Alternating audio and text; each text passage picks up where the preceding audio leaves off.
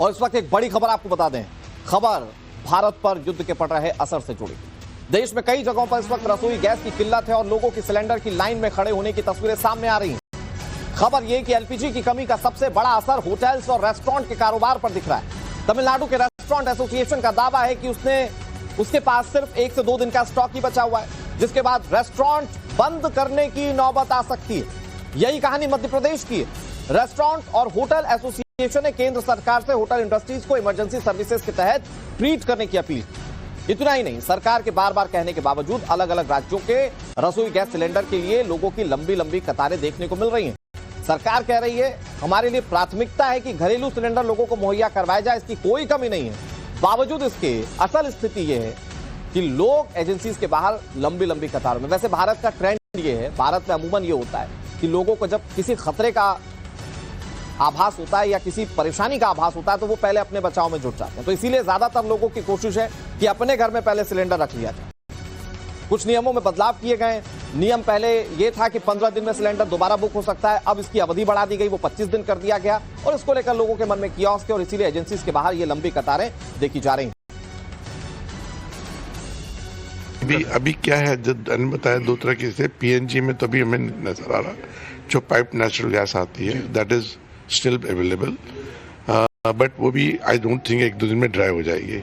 जो सिलेंडर्स हैं वहाँ से हमें अपने मेंबर्स की बहुत शिकायत आ रही है कि हमारे पास गैस ही नहीं है, मिल नहीं रही है, कोई 1 सिलेंडर ले लो, कोई 2 ले लो, तो सब मैनेज कर रहे हैं। लेकिन आई डोंट थिंक ये ज़्यादा देर कर पाएंगे। अगर गवर्नमेंट कुछ रेगुलेट करेगी, मान लीजिए जैसे मेरे को कम गैस मिलती है तो मैं अपने गैस को बोलूँगा जी ब्रेकफास्ट दे देंगे, आप रह रहे हो, खाना नहीं दे पाएंगे, तो it is not possible. Ultimately किसी न किसी स्टेज पे आके हाथ खड़े हो जाएंगे। हॉस्पिटैलिटी खाली एक, आप अगर डोमेस्टिक व्यक्ति को खाना घर पे जाकर के मिलता है तो हमारे यहाँ पे जो कमरे में बाहर से आया हुआ व्यक्ति है उसको मैं खाना कैसे खिलाऊंगा। मेरे यहाँ जो कमरों में रुकेंगे, टूरिस्ट आएंगे, लोगों की आवाजाही होती है, उन लोगों के खाने की व्यवस्था को समझते हुए। और बड़े शहरों की बात करूं तो दिल्ली, बॉम्बे जैसे शहरों में तो अगर व्यक्ति घर से निकलता है तो वो 40 किलोमीटर दूर, उसका घर 5 घंटे 6 घंटे दूर है, वो अपने आप को कहीं ना कहीं टिफिन सेंटर के ऊपर, इसी जगह के ऊपर आश्रित करता है। हॉस्पिटल्स में जो कैंटीन रन होती हैं वो भी होटल्स ही रन करते हैं, वो भी हॉस्पिटैलिटी और उनके लाइसेंसेस फूड के होटल के ही बनते हैं।